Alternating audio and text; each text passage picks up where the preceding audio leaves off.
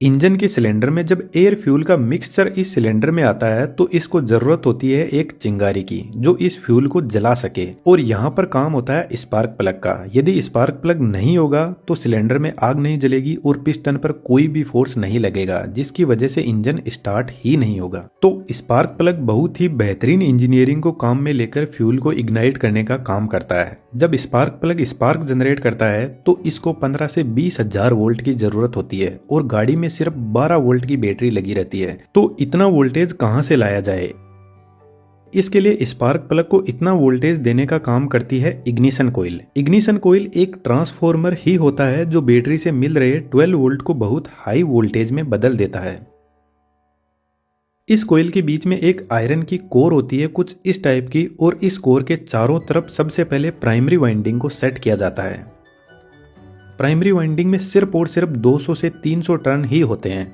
अब primary winding को सिर्फ 12 वोल्ट की सप्लाई मिल रही है बैटरी से, तो इस वोल्टेज को थोड़ा सा बढ़ाने के लिए एक कैपेसिटर और कॉन्टेक्ट ब्रेकर को साथ में लगाते हैं। कैपेसिटर और कॉन्टेक्ट ब्रेकर बैटरी से मिल रहे 12 वोल्ट को बढ़ाकर प्राइमरी वाइंडिंग में 300 वोल्ट तक पहुंचा देते हैं। प्राइमरी वाइंडिंग के बीच में सेकेंडरी वाइंडिंग को सेट किया जाता है और सेकेंडरी वाइंडिंग में 20 से 21 हजार नंबर ऑफ टर्न्स होते हैं कुछ इस टाइप से।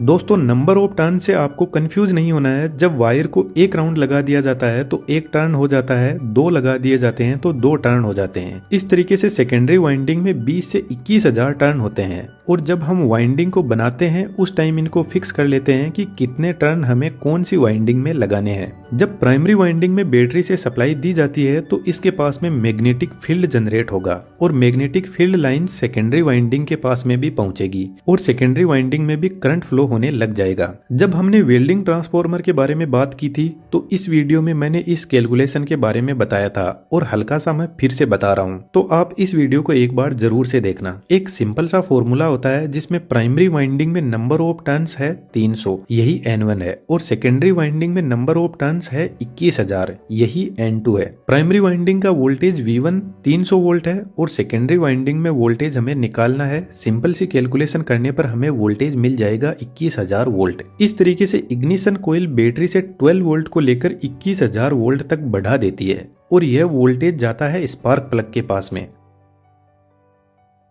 जो सिलेंडर के ऊपर लगा रहता है। स्पार्क प्लग के बीच में सेंटर इलेक्ट्रोड होता है। यह इलेक्ट्रोड निकेल या प्लेटिनम का बना होता है, और इसी इलेक्ट्रोड से 21,000 या इससे भी ज्यादा वोल्टेज फ्लो करता है। और आज के टाइम में आपको पता है गाड़ियों में बहुत सारे फंक्शन होते हैं, ब्लूटूथ कनेक्टिविटी, इंटरनेट फैसिलिटी, और इन वायरलेस फंक्शन की इलेक्ट्रोमैग्नेटिक या रेडियो वेव भी होती है, और यह वेव इस हाई वोल्टेज को इंटरफेरेंस कर सकती है। इसलिए इस सेंटर इलेक्ट्रोड के बीच में एक रेजिस्टेंस लगा रहता है जो बाहर से मिल रहे एक्सटर्नल इंटरफेरेंस को खत्म करने का काम करता है। दोस्तों, आज के टाइम में हमारा जो एजुकेशन सिस्टम है उसमें प्रैक्टिकल चीजें कम है और थ्योरी ज्यादा है, और यह सिस्टम हमें मजबूर कर देता है 10 से 12 हजार की नौकरी करने के लिए या फिर सरकारी नौकरी की तैयारी करने के लिए, क्योंकि हमारे पास में कोई बेहतरीन स्किल होती ही नहीं है। और डिग्रियां आज के टाइम में कोडियों के भाव बिक रही है, लेकिन इंडियन इंडस्ट्री में आज एक ऐसी स्किल है जो एक्सप्लोड कर रही है, और उसका नाम है 3D एनिमेशन। आप उन यूट्यूब चैनल को भी देख सकते हो जो 3D में अपना कंटेंट क्रिएट करते हैं, उनकी ग्रोथ कितनी जबरदस्त है, और ऐसा लाइव अड्डा के साथ में भी है। इस बेहतरीन 3D एनिमेशन की स्किल को आप भी सीख सकते हो, और हमने इस कोर्स की फीस सिर्फ आपके फोन रिचार्ज के बराबर रखी है। अब दोस्तों, सोचना आपको है कि इस एनिमेशन को देखना चाहते हो या क्रिएट करके अपनी लाइफ सेट करना चाहते हो। एक बात का ध्यान रखना, आज के टाइम में फ्यूचर सिर्फ और सिर्फ स्किल्स का ही है, डिग्रियों का कोई फ्यूचर नहीं है।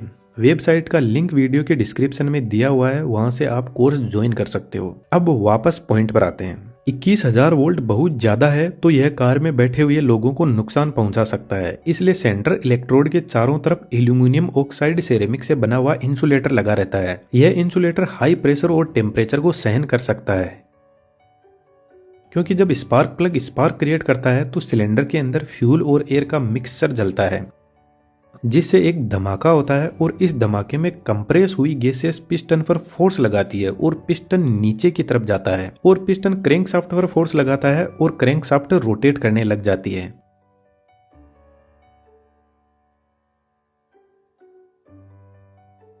तो तो जब सिलेंडर में धमाका होता है तो ये फोर्स स्पार्क प्लग पर भी लगता है और कहीं से सिलेंडर में गैस लीक ना हो जाए, इसलिए इंसुलेटर हाई प्रेशर और टेम्परेचर को सहन कर सके, ऐसी प्रॉपर्टीज इसको दी जाती है।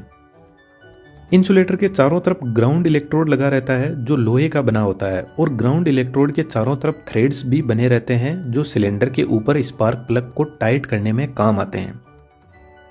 अब जो स्पार्क प्लग का वर्किंग प्रिंसिपल है वह रियली में कमाल का है। सेंटर इलेक्ट्रोड और ग्राउंड इलेक्ट्रोड के बीच में हल्का सा गैप रखा जाता है। जो सेंटर इलेक्ट्रोड होती है वह पॉजिटिव का काम करती है और ग्राउंड इलेक्ट्रोड नेगेटिव का। और ग्राउंड इलेक्ट्रोड सिलेंडर के साथ में टच रहती है और सिलेंडर इंजन से और इंजन कार की बॉडी से। इसलिए आपने देखा होगा कि कार की बैटरी का नेगेटिव टर्मिनल को कार की बॉडी से टच किया जाता है ताकि नेगेटिव के लिए हमें अलग से वायर ना लगाना पड़े। कार की बॉडी ही नेगेटिव वायर का काम करती है। आप घर पर ट्राई करना, किसी बैटरी के पॉजिटिव और नेगेटिव को जब हम टच करते हैं तो एक स्पार्क जनरेट होता है, लेकिन वहां पर जब हम दोनों वायर को टच करेंगे तभी स्पार्किंग होगी। लेकिन स्पार्क प्लग में बहुत हाई वोल्टेज होता है और इतने वोल्टेज के पास में नेगेटिव वायर को ले जाएंगे तो टच करने की जरूरत नहीं है, दूर से ही स्पार्किंग होने लग जाएगी।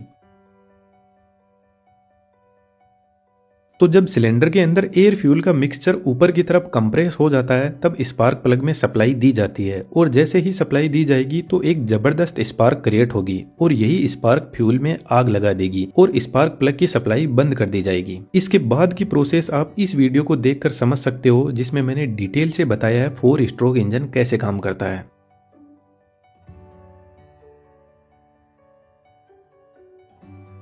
अब इतने हाई वोल्टेज की वजह से स्पार्क प्लग का टेम्परेचर 1000 डिग्री सेंटीग्रेड तक बढ़ जाता है, लेकिन interestingly spark plug combustion chamber में टेम्परेचर को बढ़ाते नहीं है बल्कि कम करते हैं। जो हाई स्पीड कार आती है जैसे स्पोर्ट्स कार, उनमें इंजन बहुत ज्यादा फास्ट काम करता है जिसकी वजह से उनका इंजन बहुत ज्यादा गर्म रहता है, तो उनमें लगे हुए स्पार्क प्लग में इंसुलेशन की लेंथ कम होती है जिसकी वजह से हीट जल्दी बाहर निकल जाती है और स्पार्क प्लग कंबसन चेंबर में अनवांटेड हीट को बाहर निकाल देता है, इसलिए इनको कोल्ड स्पार्क प्लग भी बोलते हैं। लेकिन एक ऐसी कार जिसकी स्पीड नॉर्मल है, इंजन के आरपीएम भी ज्यादा नहीं है, तो उनमें हॉट स्पार्क प्लग लगा रहता है जिनमें लॉन्ग इंसुलेशन होता है जिसकी वजह से इनको कूल होने में टाइम लगता है। तो स्पार्क प्लग हर कार के इंजन के हिसाब से लगाया जाता है।